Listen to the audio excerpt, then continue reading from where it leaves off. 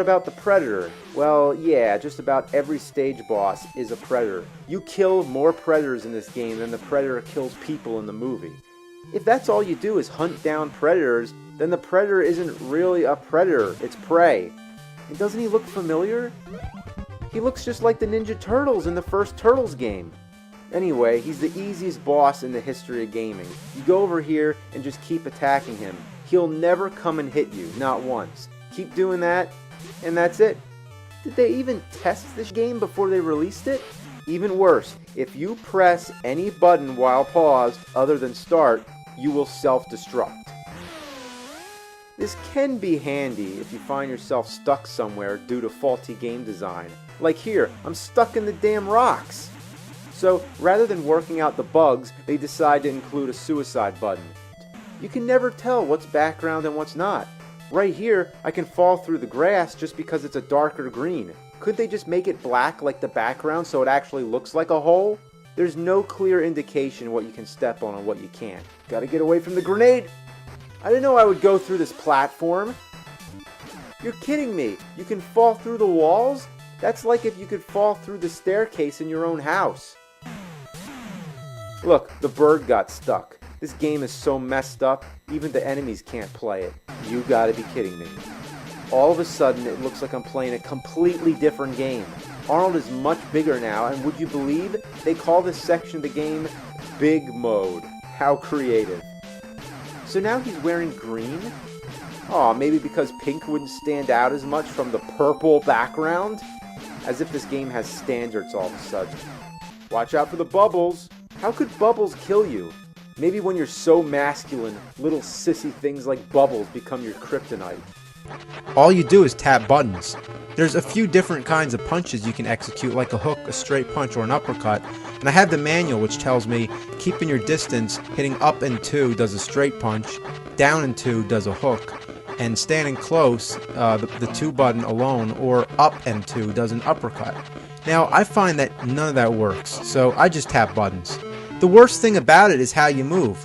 Unlike traditional control where if you push left, you go left, and if you push right, you go right, Rocky just weaves back and forth on his own.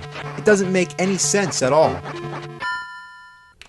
Is there any way to control this? Like, how does it work? I want to know.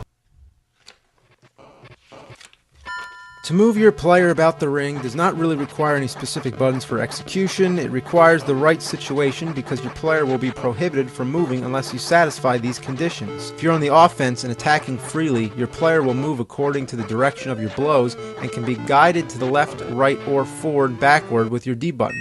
If you're on the defense, your player will not move in the direction you want until you can guard yourself effectively with the button 1, and then you must start dealing blows to be in control of your footwork as mentioned above. So did you get that? Best part is the trivia. But what happened with the controls? You have multiple choice answers. To choose A, you hold left on the D-pad while pressing either the A or B button at the same time. To choose B, you hold up or down and hit the button. To choose C, you hold right and hit the button. Why couldn't it just be a simple selection screen? The most annoying game of all is the one based on a specific Three Stooges short called Punch Drunks. In the short, Moe is a boxing manager who puts Curly in the ring to take advantage of his psychological complex that causes him to knock people out whenever he hears the song Pop Goes the Weasel. Larry is hired by Moe to sit ringside with a violin and play the song so that Curly can win the fight, but the violin breaks and now Curly has to go running to find an alternative. It's a great short, but with all that explanation, how much does the game tell you? Nothing. All you get is a shot of Larry holding the broken violin, and then the game starts and Larry's running around trying to find a radio. Even if kids in the 80s were familiar at all with the Three Stooges, what was the chance of them knowing a specific short from 1934? I'd give this game a better chance if I could read the instructions. The instructions might help, right? Yeah, guess what? There is none. Technically not. The manual opens up to a fake sticker printed over the pages that says real men don't need instructions. Very funny. It's like cutout photographs fighting each other. And why do they turn black and white when they lose? I guess color is life and black and white is death. Is that it's way too difficult. After each match, it doesn't replenish your health, nor do you get any continues. Nothing. One chance, one life meter, that's it. So you have to fight everybody in one long lucky streak of button mashing madness.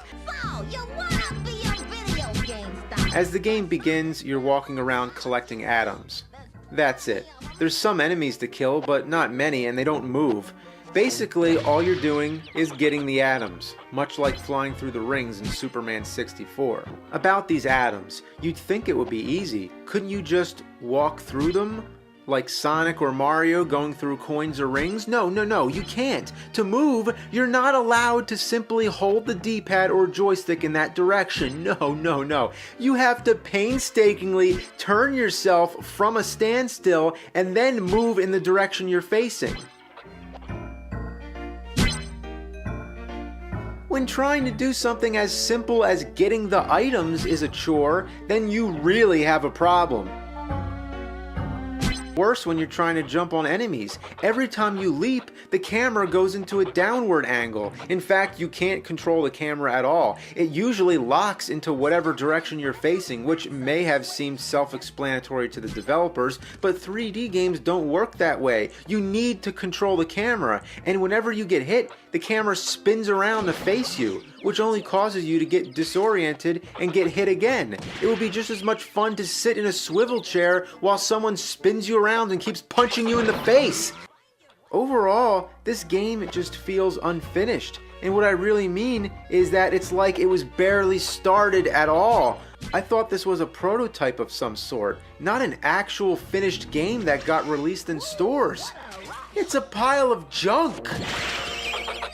In all the years I've revisited this game, I have never figured out how to consciously do any of the moves. I just mash buttons and see what happens. The instruction manual tries to make sense of it all, but it's way too complicated and there's nothing intuitive about it. Hitting your opponent happens at pure random. Most of the time you miss. It's not like he's blocking. Your fists and feet are going right through him, as if you're fighting a ghost.